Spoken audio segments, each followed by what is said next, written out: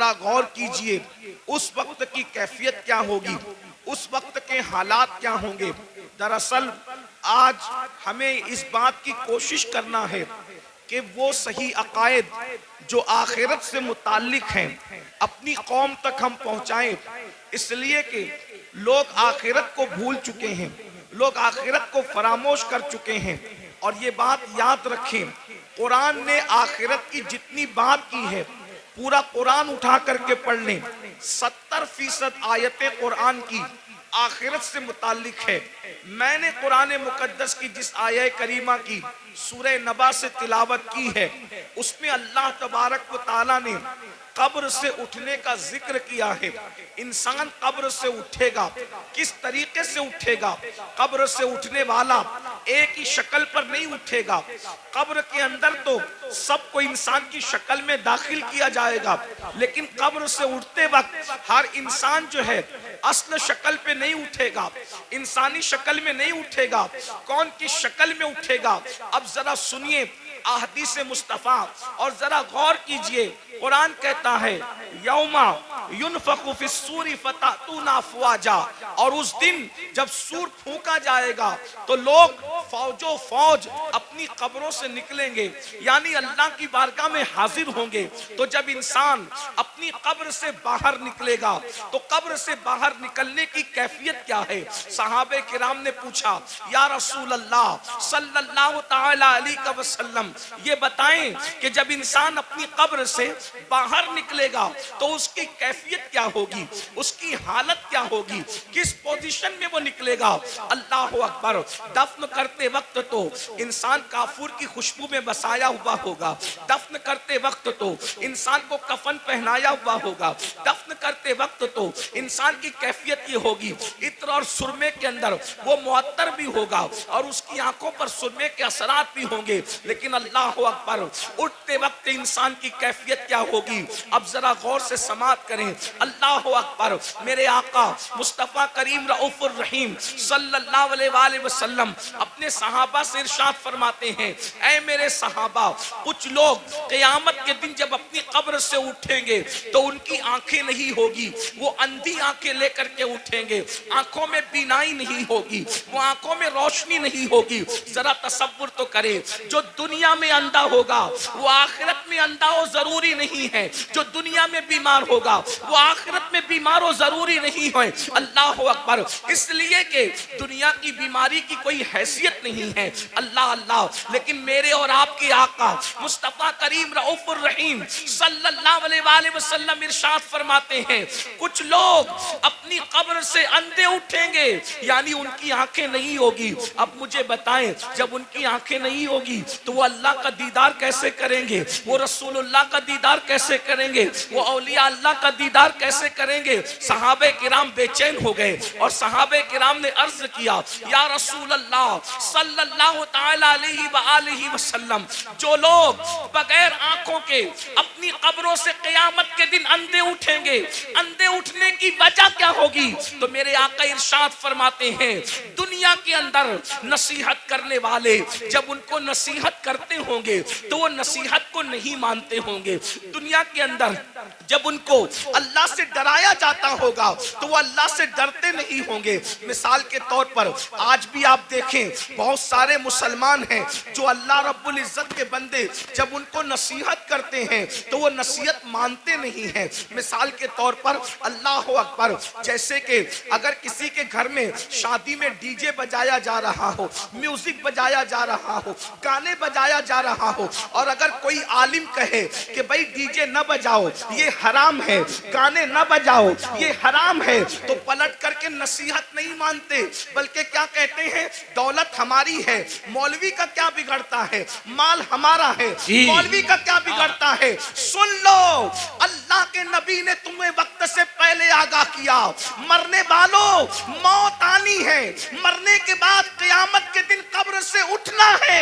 اگر تم نصیحت نہیں مانتے اور دولت کے نشے میں غرور و گھمنڈ کے اندر ڈوب کر کے خدا کی نصیحت کو پیٹ کے پیچھے ڈالتے ہو تو قیامت قیامت کے دن اندھے اٹھنے کے لیے تیار ہو جاؤ. سن لو، دولت کے غرور اور گھمنڈ میں خدا کی نصیحتوں کو فراموش کرنے والوں، یہاں کسی کی آنکھیں اندھی ہوگی کوئی راستہ پکڑ کر کے چلا دے گا. یہاں کسی کی آنکھیں اندھی ہوگی کوئی سہارا دے کر کے پار لگا دے گا. یہاں کسی کی آنکھیں اندھی ہوگی کوئی نہ کوئی مدد کے لیے آ جائے گا. مگر قیامت کے دن اللہ کی نصیحتیں نہ ماننے کی بنیاد پر جب تمہیں اللہ اندھا اٹھائے گا، نہ وہاں لاٹھی ہوگی، نہ کوئی سہارا ہوگا، نہ کوئی مددگار ہوگا. اندازہ فرمائے قیامت کے دن دفن ہونے کے بعد اپنی اپنی قبروں سے اٹھنا ہے. بولو نصیحت مانتے ہیں لوگ؟ آج کل بہت سے لوگ نصیحت نہیں مانتے. اور ایک بات بتاؤں، نصیحت ماننا یہ بھی ایمان کی علامتوں میں سے ایک علامت ہے. نصیحت ماننا ایمان کی نشانیوں میں سے ایک نشانی ہے. قرآن کہتا ہے وَذَكِّرْ فَإِنَّ الذِّكْرَى تَنفَعُ الْمُؤْمِنِينَ، کہ نصیحت کرو کہ نصیحت مومنین کو فائدہ دیتی ہے. پتا چلا جو نصیحت قبول کرتے ہیں وہ مومن لوگ ہیں، اور جو نصیحت قبول نہیں کرتے وہ اپنے بارے میں خود سوچیں کہ وہ کیا ہیں. اس لیے نصیحت قبول کرو. آج نصیحت قبول نہیں کی جاتی. اگر کسی مسلمان کو کہو بھائی چہرے سے داڑھی منڈانا یہ یہودیوں کا طریقہ ہے، چہرے سے داڑھی منڈانا یہ مشرکین کا طریقہ ہے، چہرے سے داڑھی منڈانا یہ اللہ رسول کے دشمنوں کا طریقہ ہے، تو آج کا مسلمان کہتا ہے ارے مولانا اگر میں داڑھی رکھوں گا تو کیسا لگوں گا، میری بیوی پتہ نہیں اجازت دے گی کہ نہیں دے گی. میں پوچھنا چاہتا ہوں میرے بھائی، بیوی سے پیار ضرور کرو لیکن بیوی شریک حیات ہے، شریک ممات نہیں ہے. جیسے ہی روح کا رشتہ جسم سے ٹوٹ جائے گا یہ بیوی قبر میں نہیں آئے گی. اللہ اکبر. لیکن خدا کے عذاب میں گرفتار کر دیے جاؤ گے. تو پہلی چیز اللہ کے سچے رسول صادق و مصدوق مصطفیٰ کریم رؤوف الرحیم صلی اللہ علیہ وآلہ وسلم فرماتے ہیں جو نصیحت نہیں مانتے، جو حق کو قبول نہیں کرتے، وہ قیامت کے دن اندھے اٹھائے جائیں گے. یہاں ایک بات کا اور اضافہ کر دوں، بہت سی چیزوں میں نصیحت کی جاتی ہے.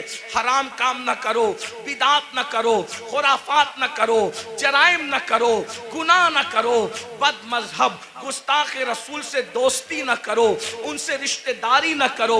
بہت سی چیزیں کہی جاتی ہیں لیکن ہماری قوم نصیحت ماننے کے لیے تیار نہیں ہے. پھر میرے آقا مصطفیٰ جان رحمت صلی اللہ علیہ وآلہ وسلم ارشاد فرماتے ہیں دوسرا گروہ جب قبر سے نکلے گا تو ان کی کیفیت کیا ہوگی. آقا ارشاد فرماتے ہیں جب دوسرا گروپ، چونکہ قرآن کہتا ہے فَتَأْتُونَ أَفْوَاجًا، فوج نکلیں گے لوگ، یعنی قبروں سے گروہ در گروہ نکلیں گے. تو پہلے گروپ کا ذکر آپ نے سن لیا، اب دوسرے گروپ کا ذکر سنیں.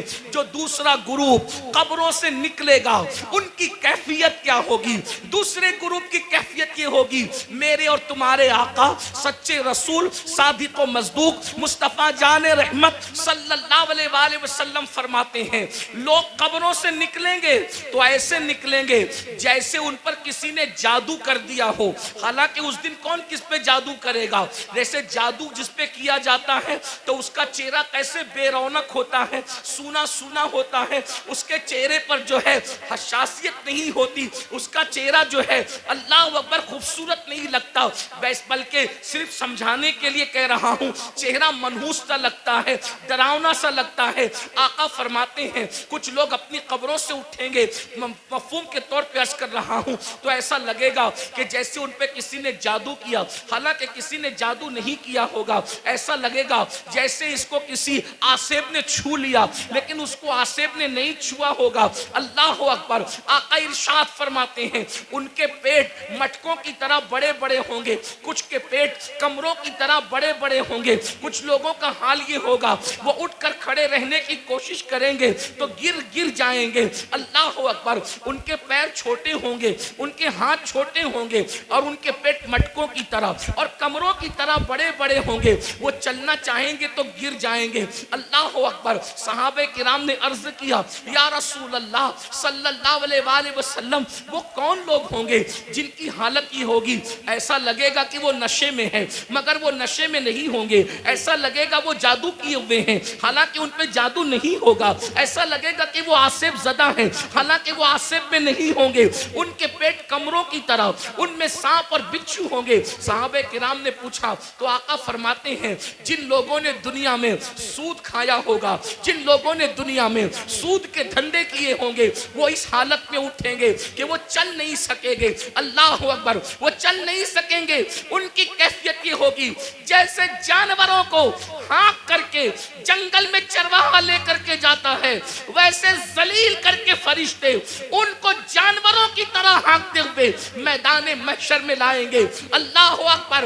ذرا تصور تو کرو، ذرا غور تو کرو، اس دن کی ذلت کیا ذلت ہوگی، اس دن کی رسوائی کیا رسوائی ہوگی۔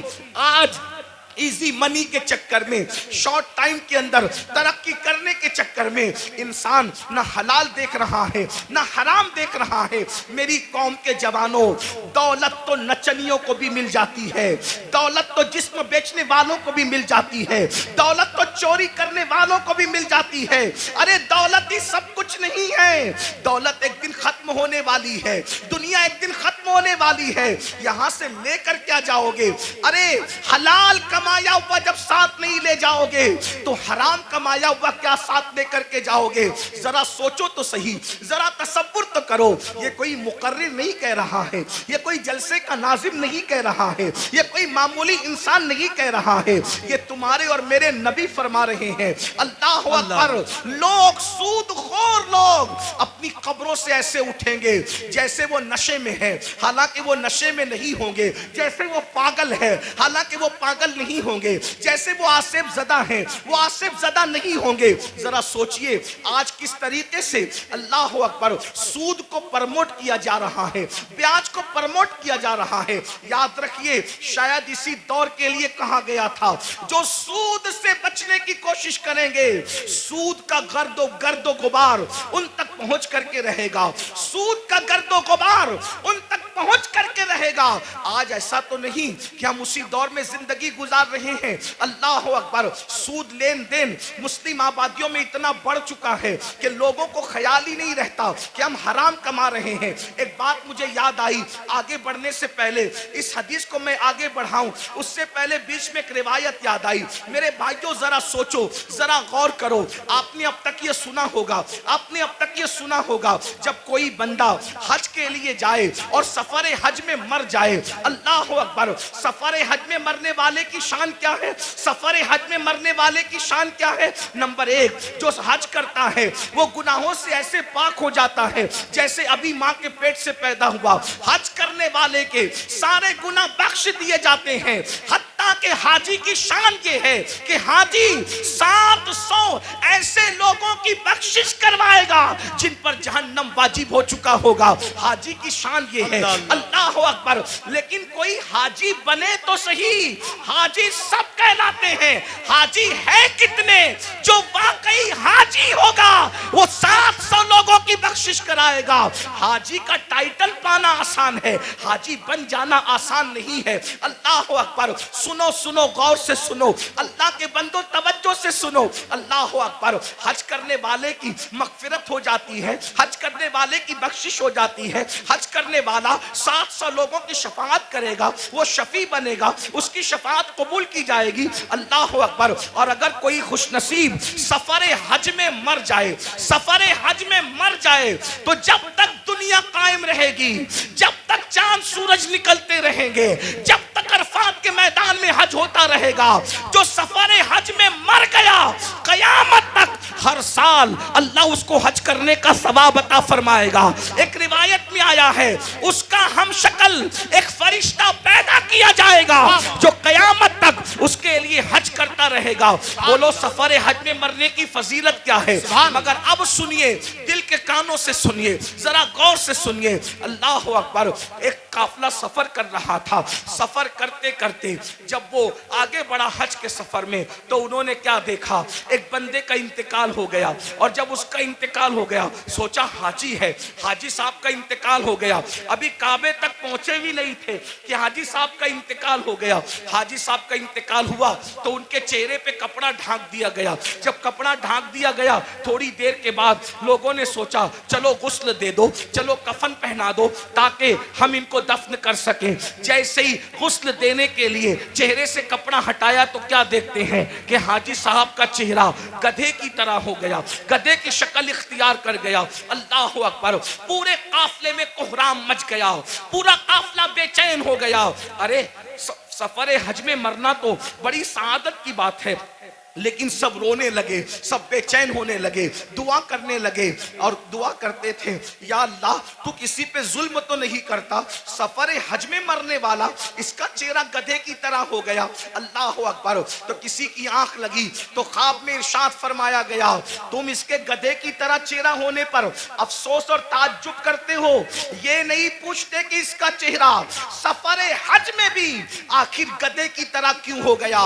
جب پوچھا گیا تو بتایا گیا یہ سود کے پیسے سے حج پہ آیا تھا اور یہ سود کا کاروبار کرتا تھا, اس لیے بطور عبرت اس کی شکل کو گدھے کی طرح کر دی گئی. میرے پیارے آقا علیہ الصلوۃ والتسلیم کے پیارے دیوانوں, دنیا دنیا دنیا کی محبت, دنیا کا مال, قرآن کہتا ہے الہاکم التکاثر حتی زرتم المقابر, ہلاک کر دیا تم کو مال کی محبت نے, یہاں تک کہ تم قبروں کے گڑھوں تک پہنچ گئے.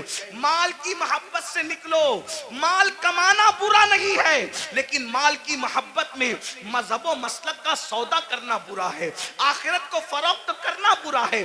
یاد رکھیے یہ دنیا ہے. ایک بات میں آپ سے کہتا ہوں, آپ بہت اچھے سے سن رہے ہیں, 99% لوگ اچھے سے سن رہے ہیں, 1% لوگ اگر گڑبڑ کر رہے ہیں, یہ میں ان کے ایمان اور عقیدے پہ چھوڑتا ہوں.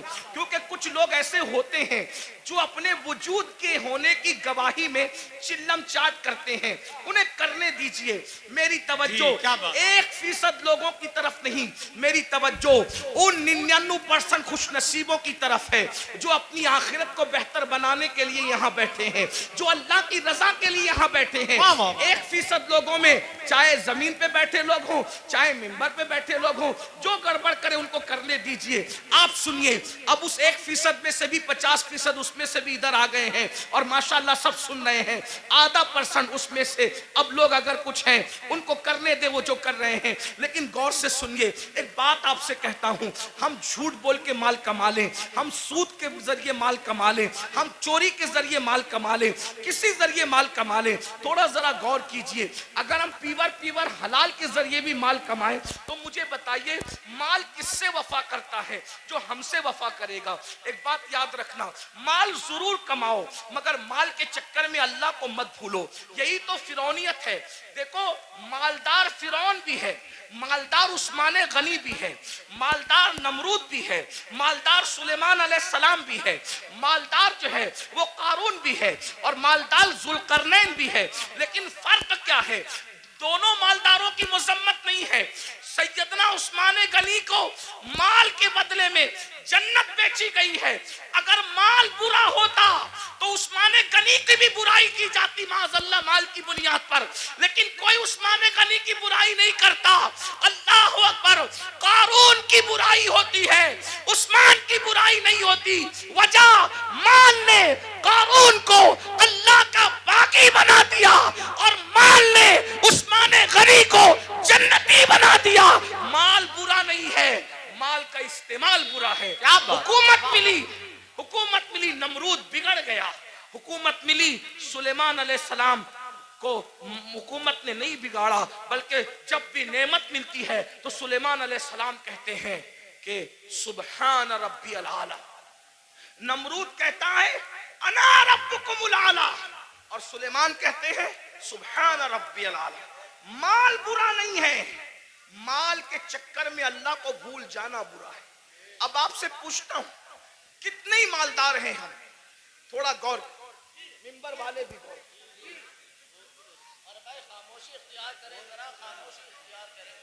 مال سب کو اللہ نے دیا، آپ کو بھی دیا، اور جن کو نہیں ملا میں دعا کرتا ہوں اللہ ان سب کو عطا کرے. آمین آمین. لیکن سنو، مال آپ نے کما لیا، بہت مال مل گیا. مال ملنے کے بعد آپ کو اللہ نہ کرے، 1000 بار نہ کرے، ڈاکٹر نے کہہ دیا کہ یہ سیریس ہے. کتنے بھی بیمار ہیں آپ، اللہ نہ کرے، اللہ آپ کو کبھی بیمار نہ کرے، سب کو صحت دے. لیکن ایک گراؤنڈ ریئلٹی ہوتی ہے نا کہ بیمار تو آدمی نے پڑنا ہی ہے. بڑے سے بڑا عالم ہو، خطیب ہو، سید صاحب ہو، پیر صاحب ہو، ڈاکٹر صاحب ہو، انجینئر صاحب ہو، بیمار تو پڑنا ہی ہے. ڈاکٹر نے کہا یہ سیریس ہے، ان کا معاملہ جو ہے تھوڑا سا نازک ہے. آپ مجھے بتائیں، آپ نے 5 کروڑ 10 کروڑ 20 کروڑ کا بنگلہ بنایا، لیکن جیسے ہی ڈاکٹر نے کہا سیریس ہے، بولو کہ آپ بنگلے میں رہیں گے؟ تھوڑا تصور کیجیے. دیکھیے جلسے جو ہے دینی جلسے، وہ بھیڑ اکٹھا کرنے کے لیے نہیں ہوتی. بھیڑ آتی ہم اس لیے خوش ہوتے ہیں کہ جتنے زیادہ لوگ تک پیغام پہنچے گا اتنا زیادہ فائدہ ہے. لیکن بھیڑ اکٹھا کرنے کے لیے سیاسی جلسے ہوتے ہیں، مذہبی نہیں ہوتے. اتنا یاد رکھیں. ہم 22,000 پر خوش ہونے والے لوگ نہیں ہیں، ہمیں تو 72 وفادار چاہیے. سبحان اللہ سبحان اللہ. واہ واہ واہ. کربلا میں ایک طرف 22,000 گنڈے تھے اور ایک طرف 72 وفادار. سبحان اللہ سبحان. 22,000 کا نام نہیں ملتا، توجہ، 22,000 کا نام نہیں ملتا اور 72 کا نام مٹتا نہیں. ان کا نام ملتا نہیں، ان کا نام مٹتا نہیں. وجہ کہ وہ 22,000 ہو کر بھی مخلص نہیں تھے اور یہ 72 ہو کر بھی اللہ کے وفادار اور مخلص بندے. سبحان اللہ سبحان اللہ. اس لیے دھیان سے سنو، غور سے. 5 کروڑ کا بنگلہ 10 کروڑ بناؤ، ہم منع نہیں کرتے. ہمارا تصوف تو قادری تصوف ہے، اچھا کھاؤ، اچھا پہنو، اچھے عمل کرو، ہم منع نہیں کرتے. ہم دقیانوسی فکر کے لوگ نہیں ہیں. ہم لوگ ایسا نہیں کہتے کہ جو جتنا دھارمک ہوگا وہ اتنا شادیوں سے دور ہوگا. نہ، مذہبی بن کر بلکہ مذہبی بننے کا ڈھونگ رچا کر شادی نہ کرنا اور پھر سفید داڑھی ہونے کے بعد ریپ کیس میں جیل میں پڑے رہنا، یہ کون سی مذہبیت ہے؟ یہ کون سی مذہبیت؟ ہمارا مذہب تو یہ، جب مذہب کی جان محمد الرسول اللہ نکاح کرتے ہیں تو نکاح کرنا یہ مذہب کے خلاف نہیں ہے، بلکہ نکاح کرنا یہ تو مذہب کا حصہ ہے. اللہ سبحان اللہ سبحان اللہ. اپنا مذہب اتنا عظیم مذہب ہے، انجوائے کے سارے رستے بتاتا ہے، بس یہ کہتا ہے حرام نہ کرنا. جیسے توجہ کریں، دوسرے لوگوں کا حال، دوسروں سے مراد کوئی ٹارگٹ پہ نہیں ہے، لیکن آپ ڈھونڈے گوگل پہ وہ دوسرے کون ہیں. تھوڑا آپ بھی اپنی ذمہ داری نبھائیں. ایسا نہیں کہ انٹرنیٹ پر صرف فلمیں ہی دیکھیں. انٹرنیٹ پہ ذرا ایسے لوگوں کو بھی تو سرچ کرو جن کو لوگ ڈھونڈ رہے ہیں. کچھ لوگ کہتے ہیں مذہبی ہیں اس لیے سیر نہیں کر سکتے، گھوم پھر نہیں سکتے. میں نے وہ کہا وہ کسی کا فرسودہ مذہب ہوگا جس میں سیر نہیں کر سکتے. میرا مذہب کہتا ہے سیروا فی الارض، زمین کی سیر کرو. بلکہ سیر بھی ہمارے یہاں سنت ہے. کیوں؟ اس لیے کہ جب ہمارا نبی سیر کرتا ہے، توجہ، ہمارا نبی سیر کرتا ہے، اور کیسی سیر؟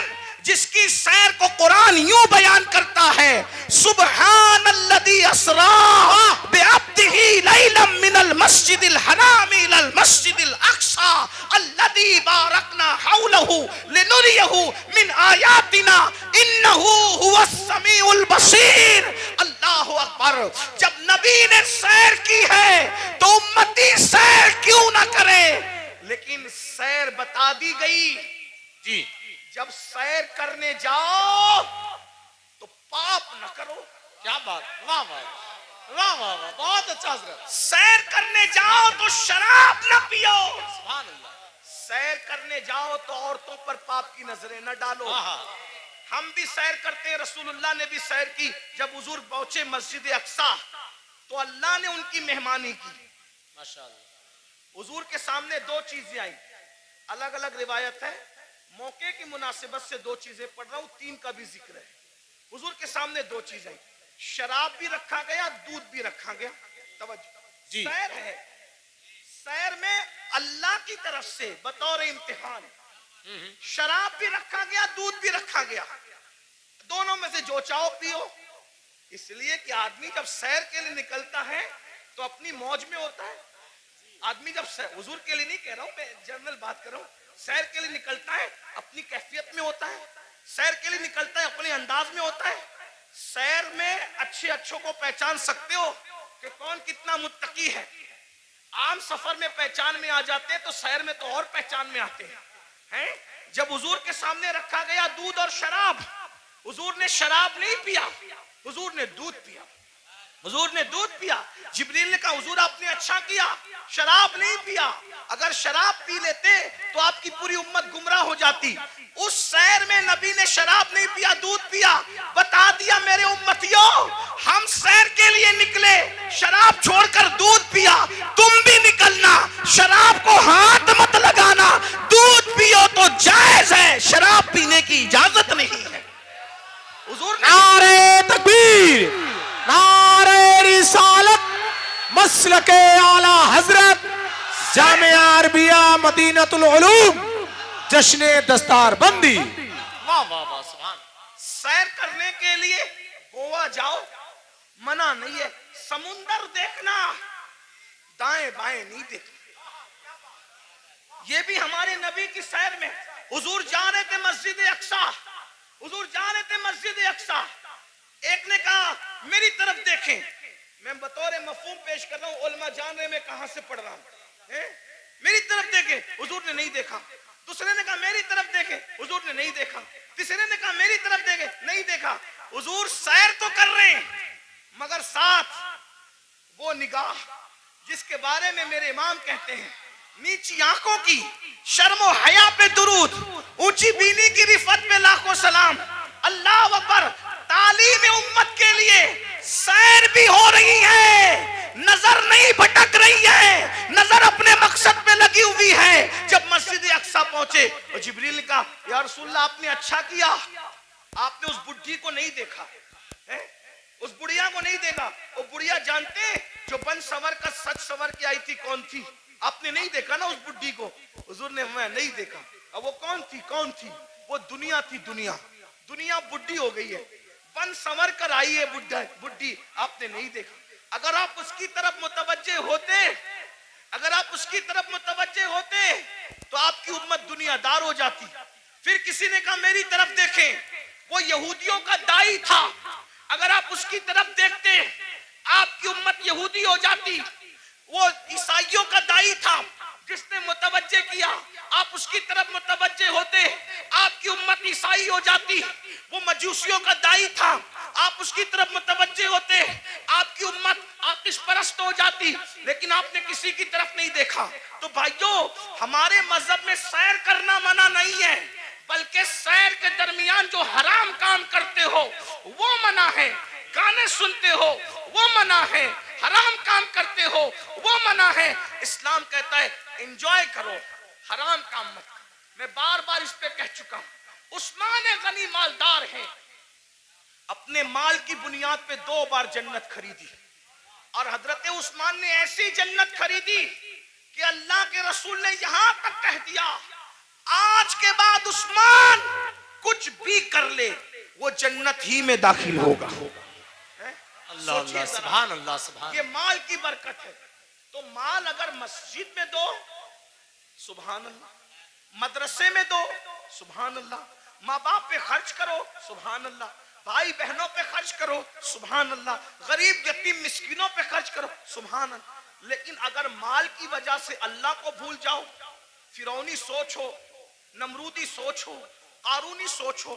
اب تھوڑا غور کرو, میں جو کہہ رہا تھا ماحول بن چکا, تھوڑا سن لو. اچھا ماحول بن گیا, تھوڑا سننے کا ماحول بن گیا. ہاں, ایک تقریر کے بعد ہمارے بھائی حضرت علامہ زاہد حسین صاحب کہہ رہے تھے کہ تیرا ہی حوصلہ ہے کہ اتنی چیخ چلاٹ میں تو بولتا ہے. میں نے کہا میں کیا بولوں، اس لیے کہ میں تو ایک ہی کے لیے بولتا ہوں، مجمع سینکڑوں کا ہو، ہزاروں کا ہو، اور شکر کے طور پہ لاکھوں کے مجمع میں بھی میں نے بولا ہے، بولتا ہوں، لیکن بولتا ہوں ایک ہی کے لیے، بس ایک ہی کے لیے۔ تم کتنا ہی شور کر لو، اس ایک تک میری آواز پہنچنے سے کوئی نہیں روک سکتا، اور وہ ایک ہے میرا اللہ، اور وہ ایک ہے اس ایک کا ایک گنبد خضرا کا مکی، جو پیا کو بھائے اختر وہ سہانا راگ کیا ہے، بات ہے، واہ واہ جو پیا کو بھائے اختر سبحان اللہ، وہ سہانا راگ ہے، جس سے ناخوش ہے پیا وہ راگنی اچھی نہیں۔ راگنی اچھی نہیں، آپ کتنا بھی چلائیں، ڈسٹرب کریں، میں ڈسٹرب نہیں ہوں گا، کیونکہ میری توجہ اس ایک کی اور اس ایک کے ایک کی طرف ہے نا۔ لیکن اگر آپ کی توجہ بھی ہو جائے تو آپ کے ساتھ میری بھی بگڑی اور میرے ساتھ آپ کی بگڑی بن جائے گی۔ اور میں خوش ہوں، مراد آباد کے گرد و جوانب میں لوگ بہت اچھا سنتے ہیں، اچھا جمع ہوتے ہیں، اس میں ہمارا کمال نہیں ہے، اس میں حضور صدر الافاضل فخر الاماثل علامہ سید نعیم الدین مراد آبادی کی محنتوں کا نتیجہ ہے، سبحان اللہ، حضرت علامہ مفتی اجمل سنبلی رحمت اللہ علیہ کی کاوشوں کا نتیجہ ہے، سید کفایت علی کافی مراد آبادی کی محنتوں کا نتیجہ ہے۔ اسلاف نے محنت کی ہے، ان کے لگائے ہوئے پودوں کو ہم پانی دینے کے لیے آتے ہیں، اس سے زیادہ ہماری اوقات نہیں ہے۔ اگر اسلاف نے پودے نہ لگائے ہوتے تو ہم کبھی بھی ان پودوں کو پانی دینے کا شرف حاصل نہیں کرتے۔ اس لیے آئے ہو، سن لو، ہو سکتا ہے اس فقیر بے نوا کی آواز اللہ دل میں اتار دے تو تمہاری بھی بگڑی بن جائے، میری بھی بگڑی بن جائے۔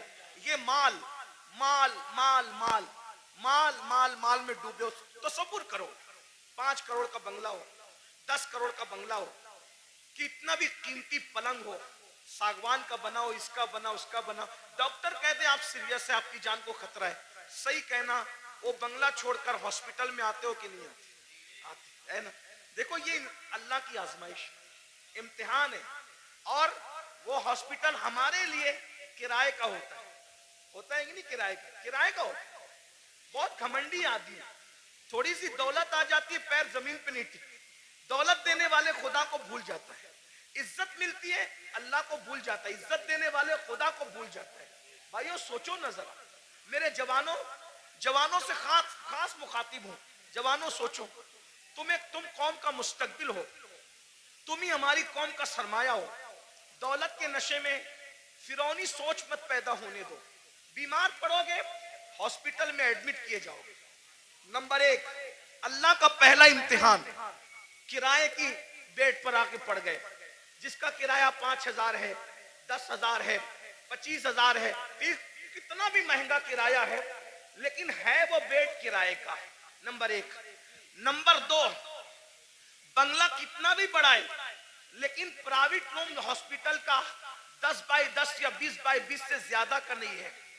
نمبر 3 کتنے بھی قیمتی کپڑے ہوں، سارے قیمتی کپڑے اتار لیے جاتے ہیں اور ہاسپٹل کے معمولی سے سستے کپڑے پہنا دیے جاتے ہیں، یہی ہے۔ اب اگر صحت حاصل کر کے گھر پہنچ گئے تو سبحان اللہ، ورنہ اگر مرے تو کن کپڑوں میں؟ کس پر گھمنڈ کر رہے ہو؟ کس پر اترا رہے ہو؟ یہی مال ہے نا جو مسجد میں جانے نہیں دیتا۔ دکان کا شٹر بند کر کے نماز کے لیے مسجد میں جاؤں گا تو کتنے کسٹمر چلے جائیں گے۔ ظالم سوچ یہ مال کی حیثیت، مال سے بڑا بے وفا کوئی ہے؟ مال سے بڑا غدار کوئی ہے؟ اور تو اس مال سے دل لگایا جو مال نے بیماری میں بھی تیرے کام نہ آیا، اس محل سے دل لگایا جس نے بیماری میں بھی تجھے گھر سے بے گھر کر دیا، ہاسپٹل کے کپڑوں میں تو مرا، ہاسپٹل کی 4 دیواری میں تو نے آخری سانسیں لی، یہ تیرے مال کی اوقات ہے؟ ارے کاش تو مال بھی کماتا لیکن مال میں تو اللہ کو نہیں بھولتا, گھمنڈ نہیں کرتا, مال کماتا زکات دیتا, مال کماتا نماز پڑھتا, مال کماتا غریبوں کی مدد کرتا, مال کماتا حج عمرہ کرتا, مال کماتا لوگوں کو کمزوروں کو مضبوط بنانے کی کوشش کرتا. لیکن افسوس اس مال نے میری قوم کے جوانوں کو گھمنڈی کر دیا. ان بھائیوں کو آگے بڑھنے سے پہلے ایک بات کرتا ہوں, 2 باتیں کر کے بات ختم کر لوں گا, بس 2 باتیں, آخری کی 2 باتیں, ایک اور ایک سنیں. ایک بار بادشاہ ہارون رشید حج کے لیے نکلا. ہارون رشید بادشاہ حج کے لیے نکلا. نہ ادھر ادھر کی تو بات کر, یہ بتا کہ قافلہ کیوں لٹا. مجھے رہزنوں سے غرض نہیں تیری رہبری کا سوا. پہلے ممبر ہی ممبر پہ بیٹھنا سیکھ لے تو اپنی اوقات سے بڑھ کے کچھ نہیں کہوں گا, لیکن بہت دکھ کی بات ہے ممبر والے ممبر پہ بیٹھنا سیکھ لے. بس ممبر پہ تو اب ہر آدمی کو آپ گھسا کر لاتے ہیں, معیار بھی ممبر کا ختم. ہمارے دادا مرشد حضور مفتی اعظمین کے دور میں مجال تھی کوئی عوام میں سے پبلک پہ چڑھتی, ممبر پہ چڑھتی نہیں. حضور مجاہد ملت کے دور میں مجال تھی کوئی ممبر پہ نہیں. یہاں تو حال یہ ہے کہ بس کوئی معیار ہی نہیں. اللہ رحم کرے. ایک اور ایک 2 بات سنے, بات ختم کرتا ہوں. ہارون رشید جیسا بادشاہ, وہ صرف کروڑ پتی ارب پتی فیکٹری اور جو ہے وہ کارخانوں کا مالک نہیں تھا, مراد آبادی برتنوں کی فیکٹری اس کی نہیں تھی, بلکہ وہ اتنا بڑا بادشاہ تھا کہ وہ بادلوں کو کہتا تھا, بادلوں کو, اے بادلوں جہاں چاہو برس جاؤ, جہاں چاہو برس جاؤ, تم جہاں برسو گے میری ہی حکومت ہوگی. اتنا بڑا حکومت کا مالک وہ ہارون رشید. حج کے لیے جب نکلا نا, وہ یہ سب لوگ جو ڈنگ ڈانگ کرتے ہیں نا, یہ دنیا کے حکمراں, اس کے سامنے کچھ بھی نہیں ہے. یہ 25 لوگ ہیں, میں کسی کا نام نہیں لے رہا ہوں, بچے ہیں. اس کو دیکھو, یہ گرین قالین, یہ ریڈ قالین کتنا اتراتے ہیں. فلائٹ سے لے کر کے اگر ایئرپورٹ کے دروازے تک حکمرانوں کو مل جائے تو. ہارون رشید, غور کیجئے, تاریخ ہے, تاریخ.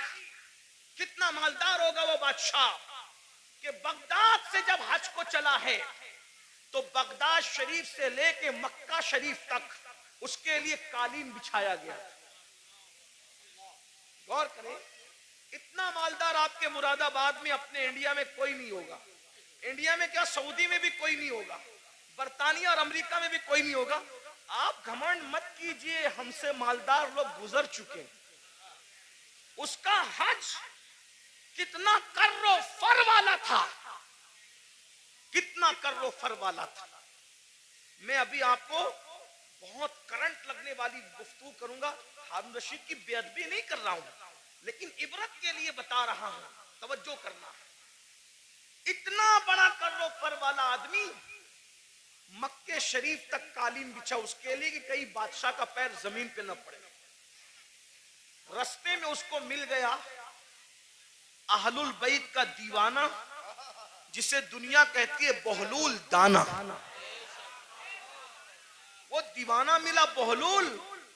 او بہلول نے کہا, او ہارون کدھر جا رہا ہے؟ تو دیوانہ ہی تھا. سب لوگ اس کو خلیفہ, بادشاہ, اڑگم جڑگم کہتے تھے, لیکن دیوانے لوگ کسی کو خاطر میں نہیں لاتے, اور جو خاطر میں لاتے وہ دیوانے نہیں ہوتے. یاد رکھنا, جو خاطر میں لاتے وہ دیوانے نہیں ہوتے, جو دیوانے ہوتے کسی کو خاطر. بھائی تو وزیر ہوگا اپنے گھر کا, میں تو دیوانہ ہوں. تو بادشاہ ہوگا اپنے گھر کا, میں تو دیوانہ ہوں. میرے بھائی, دنیا کا دیوانہ کسی کو خاطر میں نہیں لاتا. تم کیسے عاشق رسول ہو کہ تم لوگوں کو خاطر میں لانے لگے ہو؟ عشق کی ایکٹنگ تو نہیں کر رہے ہو. جو عاشق ہوگا دولت کو بھی خاطر میں نہیں لاتا, دولت مندوں کو بھی نہیں لاتا, بادشاہی کو بھی نہیں لاتا, بادشاہوں کو بھی نہیں لاتا. اس کے نزدیک کوئی کچھ نہیں ہے, اس کے نزدیک صرف محبوب محبوب ہے, بس محبوب محبوب ہے. ہمیں محبوب سے پیار ہی کتنا ہے بھائیو. بہرحال دور نہ نکلے بات. او हारून किधर जा रहा है? बादशाह को छेड़ा उसने, बहलूल ने। हारून ने कहा हज को जा रहा हूं। अच्छा, लोगों का खून पी के हज को जा रहा है। बहुत खून पिए लोग है ना, आप भी बहुत खून पियो। बहन का खून पिया, हिस्सा दबाया, हज को जा रहे हो हैं? हाजी साहब हज को जा रहे हैं, कहां? बहन का हिस्सा मार के। वाह भाई वाह, क्या हाजा है? भाई का हिस्सा दबा के हाजी साहब हज को जा रहे हैं, मस्जिद बना रहे, पूरी मस्जिद बनाई। स्टेज से ऐलान हुआ मुखय्यरे कौम व मिल्लत, इन्होंने मस्जिद बनाई, इनके लिए अल्लाह ने महल बनाया। पता चला कि भाई का हक अभी तक नहीं दिया।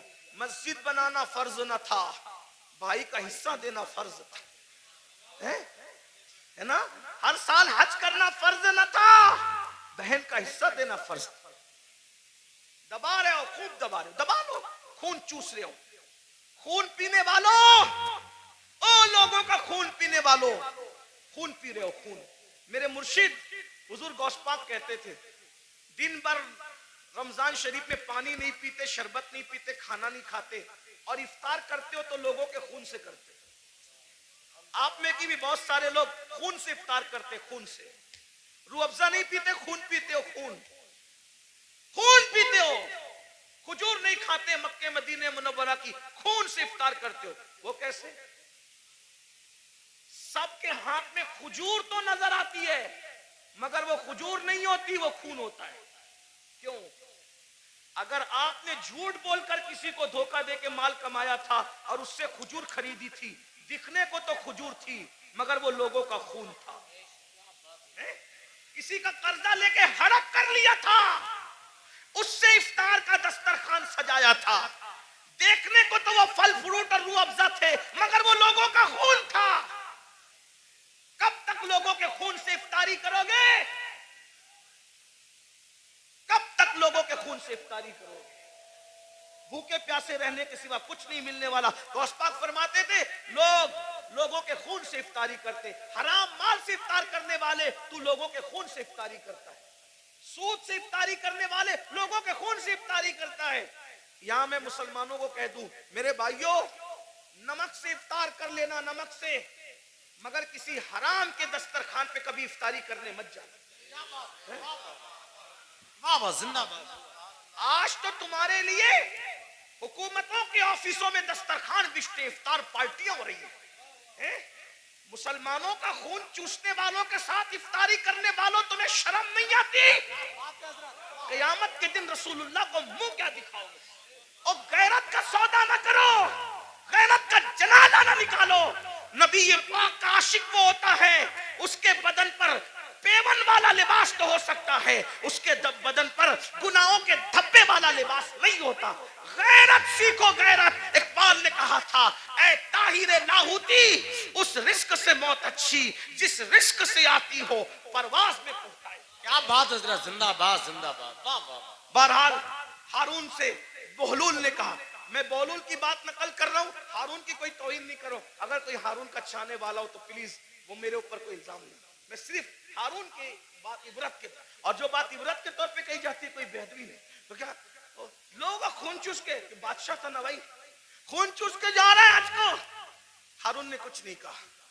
और बहलूल ने कहा, बड़ा घमंड है ना तेरी हुकूमत पर। अब भी सुनो आप, बहुत घमंड है तुझे अपनी हुकूमत पे, और तो होना भी चाहिए। बादशाह ने कहा होना भी चाहिए। ओ बहलूल पागल, तुझे क्या पता हुकूमत की लज्जत क्या होती है?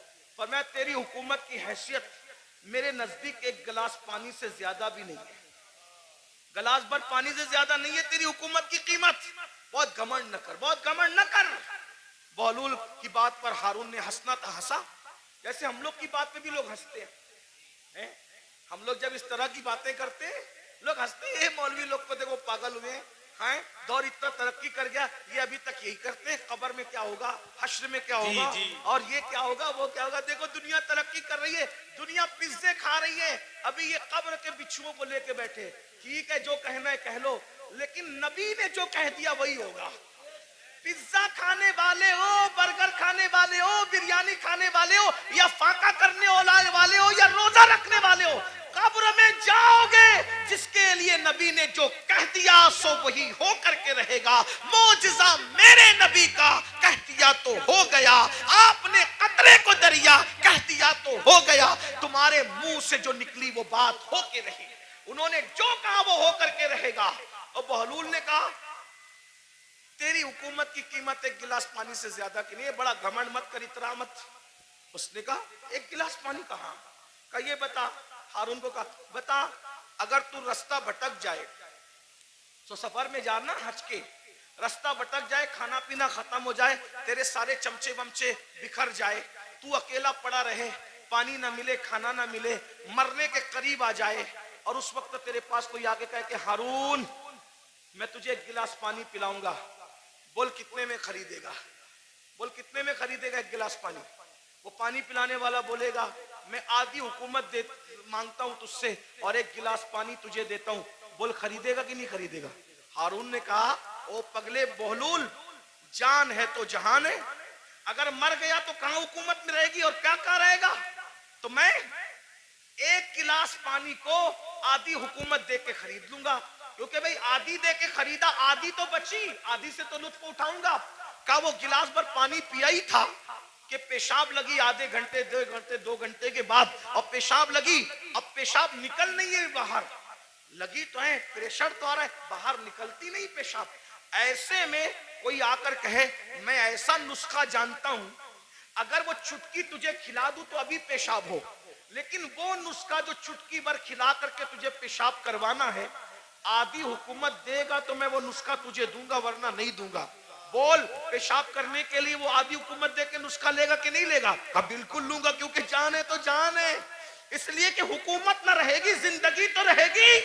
تو کہا اللہ سے ڈر، جس حکومت کی قیمت ایک گلاس پانی نہیں، اس کو تو اتنا چاہتا ہے کہ اللہ کو بھول گیا۔ بتاؤ ہارون رشید کی قبر پر کتنے لوگ جاتے ہیں فاتحہ کرنے؟ کتنے لوگ ہارون رشید کے نام پہ نیاز کرتے ہیں؟ ہارون رشید کے نام پہ کتنے لوگ جلسہ کرتے ہیں؟ کتنے لوگ جلوس کرتے ہیں؟ وہ ہے کتنے لوگ اس کی مریدی کا اعلان کرتے ہیں؟ بادشاہ تھا، بادشاہ، اتنا بڑا بادشاہ کہ بادلوں کو کہتا تھا جہاں جاؤ گے جا کر کے برس جاؤ، میری حکومت ہوگی، لیکن نہ نام ہے، نہ اللہ ہوگا کوئی دعا کرنے والا ہے، نہ کوئی نام لینے والا ہے، نہ کوئی تعریف کرنے والا ہے۔ اللہ اکبر۔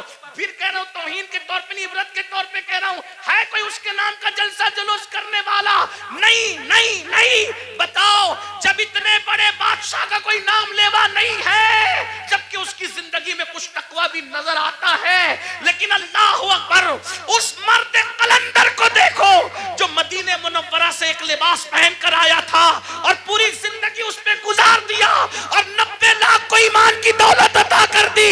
800 سال سے زیادہ کا عرصہ گزر رہا ہے، ہندوستان میں کوئی کونا ایسا نہیں ہے کہ روزانہ غریب نواز کو خراج عقیدت نہ پیش کیا جاتا۔ نعرہ تکبیر، نعرہ رسالت، فیضان خواجہ غریب نواز مسلک اعلیٰ حضرت، ان کے نام کے ڈنکے نہ بجائے، یہ ہمارے لیے عبرت ہے۔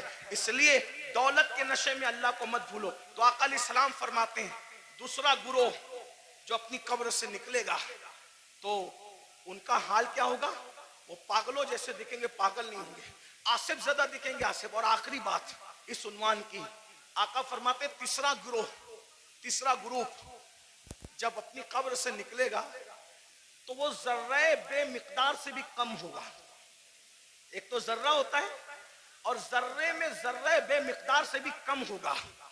ان کی شکلیں تو انسانوں جیسی ہوگی لیکن وہ بالکل باریک سے ذرے دکھائی دیں گے۔ اللہ کی قدرت، باریک باریک ذرے دکھائی دیں گے، وہ باریک باریک ذرے، اور جانور ان کو کچلیں گے میدان محشر میں، اور انسان ان کو پیروں تلے کچلیں گے میدان محشر میں۔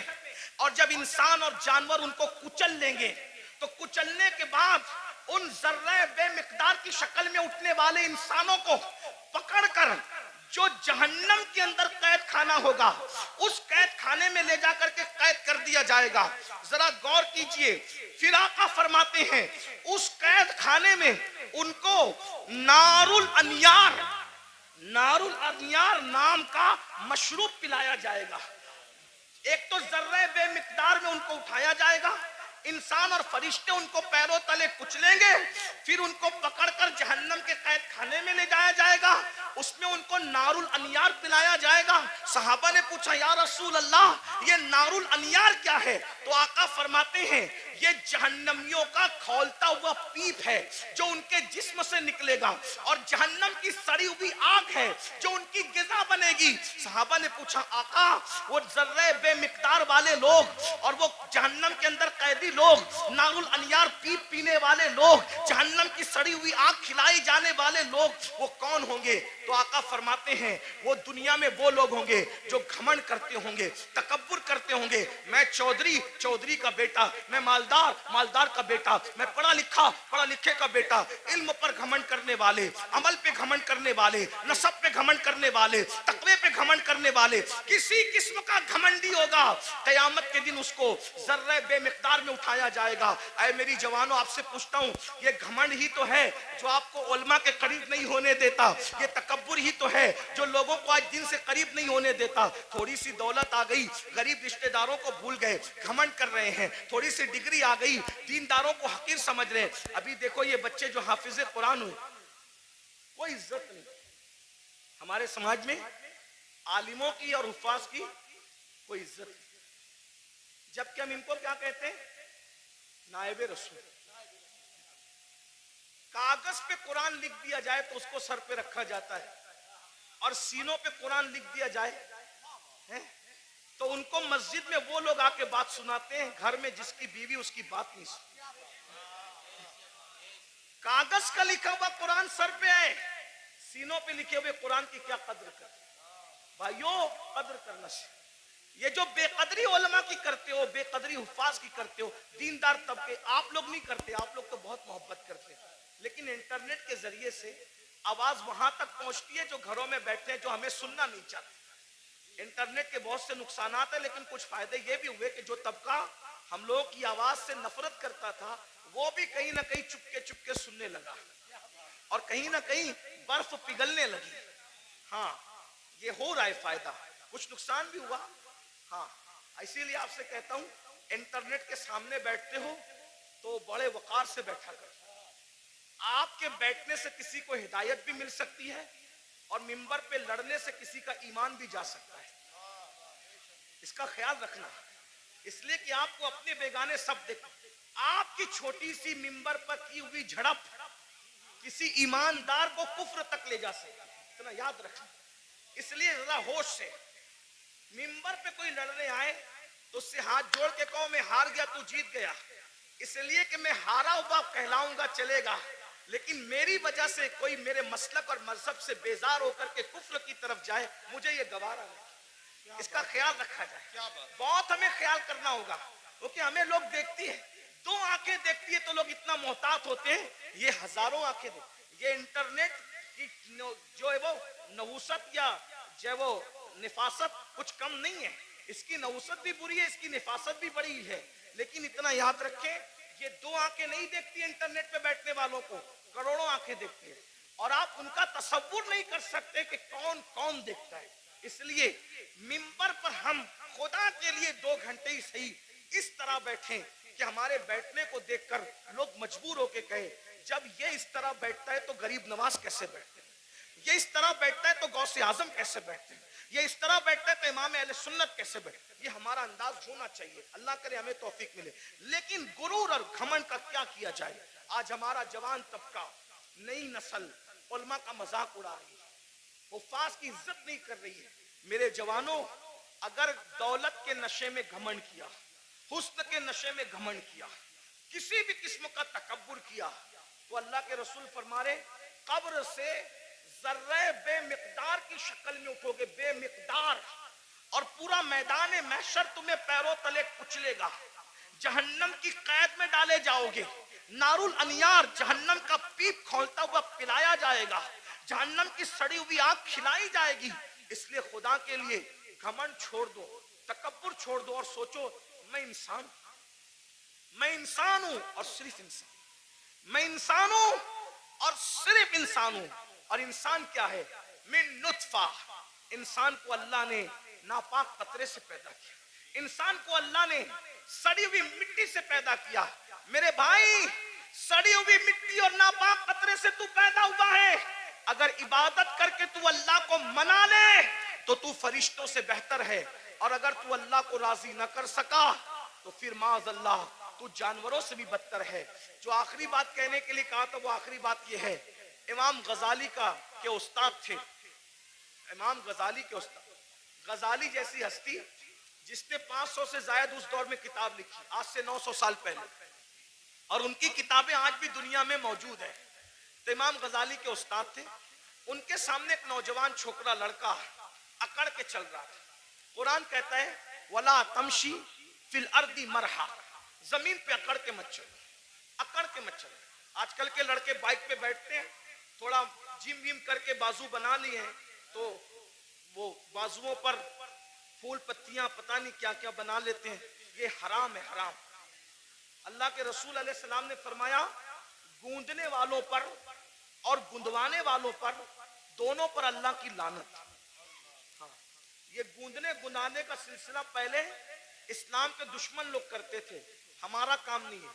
गूंदना गुंदवाना हमारा काम नहीं। हमारे बाजुओं पर निशान नहीं होते, हमारे चेहरों पर सजदों के निशान होते हैं, और वो भी काले निशान नहीं, अनवार के निशान होते हैं, चमक होती है। सीमाहुम फी वुजूहिम मिन असरिस सुजूद, चेहरे चमकते हैं। जिम करो, मजबूत बनो, ताकतवर बनो। मैं तो कहता हूं हमारा मजहब ताकतवर लोगों का मजहब, हमारे कमजोर लोग हैं ही नहीं। हमारा अल्लाह भी ताकत वाला, ला हौला वला कुव्वता इल्ला बिल्लाह, हमारा अल्लाह ताकत वाला, हमारे रसूल ताकत वाले। एक शख्स ने मुझसे ट्रेन में कहा कि मेरे फौला ने हिमालय उठाया। मैंने कहा अच्छी बात है, लेकिन मैं मुतासिर नहीं। कहा क्यों? मैंने कहा मेरे नबी ने सिर्फ हिमालय नहीं, पूरी कायनात का बार उठा रखा है। और मेरे इमाम कहते हैं जिसको बारे दो आलम की परवाह नहीं, ऐसे बाजू की कुव्वत पे लाखों सलाम। अंदाजा कर उनकी उंगली के इशारे का, जबल अबू कुबैस पे खड़े होकर इशारा करते हैं तो चांद टुकड़े हो जाता है। जिसके इशारे की इतनी कुव्वत है, उसकी उंगली की कितनी कुव्वत होगी? उंगली की इतनी कुव्वत है तो पंजों में कितनी कुव्वत होगी? और जब पंजों में इतनी कुव्वत है तो बाजुओं में कितनी कुव्वत होगी? और जब बाजू की कुव्वत ये है तो सीने में कितनी कुव्वत होगी? उनके सीने की कुव्वत को कुरान बयान करता है, लौ अंज़लना हाज़ल कुरआना अला जबलिन लरअयता खाशियम मुतसद्दियम मिन खश्यतिल्लाह। जिस पहाड़ ने कुरान का बार न उठाया, मुस्तफा के सीने ने कुरान का बार उठा लिया। वाह वाह वाह, सुभान अल्लाह, सुभान। हमारे यहाँ तो सभी ताकतवर है, गौस पाक ताकतवर, गरीब नवाज। जिम करो, ताकतवर बनो, मगर किसी की गर्दन दबाने के लिए नहीं, रात रात भर मुसल्ले पे खड़े होने के लिए, किसी पे जुल्म करने के लिए नहीं, मजलूम की मदद करने के लिए, किसी को डराने के लिए नहीं, डराने वालों को समझाने के लिए ताकतवर बनो। हमारे सभी हमारे मौला अली तो इतने ताकतवर थे, हैं? हमारे मौला अली इतने, मौला अली का जिक्र करो तो कुछ लोग जलते हैं, क्योंकि उनकी ताकत उनको बर्दाश्त नहीं होती। हमारे मौला अली बहुत ताकतवर थे, हमारे मौला अली बहुत ताकत, हमारे मौला अली बहुत ताकतवर थे। अल्हम्दुलिल्लाह हमारे सिद्दीक भी बहुत ताकतवर, अफसरुल बशर बादल अंबिया भी ताकी, हमारे सिद्दीक अकबर भी इतने ताकतवर थे। जब बदर में रसूलुल्लाह की कोई हिफाजत के लिए ना आया तो सिद्दीक अकबर ने कहा मैं हुजूर को पहरा दूंगा, अल्लाह की अमानत की हिफाजत मैं करूंगा। सिद्दीक ताकतवर, फारूक आजम ताकत, उस्मान गनी, मौला अली सब ताकत। और मौला अली कैसे ताकतवर, सुन लो, गौर से सुनो। एक दिन मौला अली की ढाल गिरा दी। क्या गिरा दी? बात समझ में आ रही? क्या गिराई? ढाल। ढाल किसको कहते हैं? अब तो सीरियल देख के आप लोग हमसे ज्यादा समझ गए कि ढाल, पहले समझाना पड़ता था, अभी नहीं, अब सबको पता है ढाल क्या है, तलवार क्या है, और मैमना क्या है, मसरा क्या है, कल्ब क्या है, मुकद्दमतुल जैश क्या है, सब सीख लिया है। चलो कुछ तो सीखा, हमसे ना सीखा, किसी से तो सीखा, लेकिन बहरहाल ढाल, ढाल समझते हैं ना, जिस पे वार रोका जाता है। मरहब ने میرے مولا کی ڈھال پہ وار کیا اور ڈھال دو ٹکڑے کر دی. میرے مولا کو آیا غصہ, اور تو نے میری ڈھال کاٹی اور ڈھال توڑی, اب میں تجھے سزا کیا دیتا ہوں. میری ڈھال کاٹ کے یہ نہ سمجھنا کہ میں پلٹ کر جاؤں گا, کیونکہ علی کہتے ہی اس کو ہے جو پلٹ کر نہ جائے. علی کا نام تھا حیدر کرار, پلٹ کر بھاگنے والا نہیں, پلٹ کر حملہ کرنے والا. اب علی اگر سپر لینے کے لیے, ڈھال لینے کے لیے پلٹ کر جاتا تو دشمن کہتا ارے کبھی تو پلٹ کر بھاگے تھے, لیکن علی نے کہا پلٹ کر نہیں جاؤں گا, بلکہ مولا نے کہا تو نے میری ڈھال توڑی, اب میں کس کو ڈھال بناتا ہوں دیکھ. آگے بڑھے اور خیبر کا دروازہ اکھاڑ کر علی نے اسی کو ڈھال بنا لیا اور اسی کو لے کے جنگ کرتے رہے,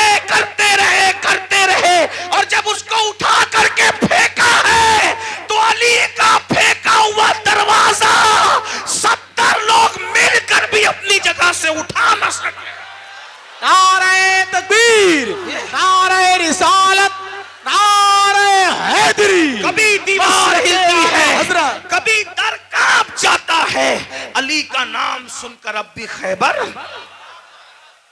ہم علی والے ہیں, لیکن وہ علی والے ہیں جو صدیق کو افضل البشر مانتے ہیں. سبحان. ہم وہ علی والے ہیں جو فاروق اعظم کو عادلوں کا سردار مانتے ہیں. ہم وہ علی والے ہیں جو عثمان کو ایک نور والا نہیں بلکہ 2 نور والا ذوالنورین مانتے ہیں. ہم وہ علی والے بہت اچھا, الحمدللہ. سبحان اللہ. اور وہی سچے علی والے ہیں جو علی کو بھی مانتے ہیں اور مولا علی کی بھی مانتے ہیں. تو آخری بات جو کہنے چلا تھا, کیا وہ نوجوان پہلوان تھا, بازو موٹے موٹے تھے, گھمنڈ میں اترا کے چل رہا. اللہ کو اترا کے چلنا پسند نہیں, اترا کے چل رہا تھا. امام غزالی کے استاد نے کہا اے لڑکے اترا کر گھمنڈ سے مت چل. اس نے پلٹ کر نصیحت نہیں مانی اور حضرت کو کہا آپ مجھے جانتے ہیں میں کون ہوں, آپ مجھے جانتے ہیں میں کون ہوں. امام غزالی کے استاد نے کہا بیٹا اچھی طرح جانتا ہوں کون ہے. کہا کون ہوں میں؟ فرمایا تیری ابتدا پانی کا ناپاک قطرہ ہے اور تیری انتہا قبر کی سڑی ہوئی مٹی ہے, اس سے زیادہ تیری کوئی اوقات نہیں ہے. بس میری بھی گزارش یہی ہے, ہم پانی کے ناپاک قطرے سے پیدا ہوئے, اتنا ناپاک, اتنا ناپاک, اتنا ناپاک, زبان حیا اجازت نہیں دیتی کتنا ناپاک, لیکن ایک جملہ حیا کے پردے میں سن لے, اتنا ناپاک ہے کہ باہر نکل آئے تو غسل فرض کر دے, اتنا ناپاک. اور قبر کی وہ سڑی ہوئی مٹی جس میں کیڑے مکوڑے ہیں, یہ ہمارا حال ہے. اگر اللہ ناراض ہے تو یہ حال ہے, اور اگر اللہ کو منا لیا تو پھر کوئی سڑی ہوئی مٹی نہیں ہے, کوئی سڑی ہوئی. اگر اللہ کو منا لیا تو مٹی نہیں, سڑی ہوئی نہیں, بلکہ انشاءاللہ کفن کو بھی مٹی کا دھبا نہ لگ سکے گا. اگر خدا کو منا لیا, آؤ آج عہد کرو. شعبان کا مہینہ چل رہا ہے, اللہ کے رسول رجب سے ہی تیاری کرتے تھے رمضان شریف کی. نیکیوں کا موسم بہار آنے والا ہے, برکت والا مہینہ. ایک نیکی 70 کے برابر, فرض 70 فرضوں کے برابر. روزہ رکھنا, گناہ سے بچنا. ایک بات یہ بھی بتا دوں, جو رمضان شریف میں گناہ کرتا ہے, اللہ کے رسول فرماتے ہیں کہ اللہ اس کے 1 سال کی نیکیوں کو برباد کر دیتا ہے.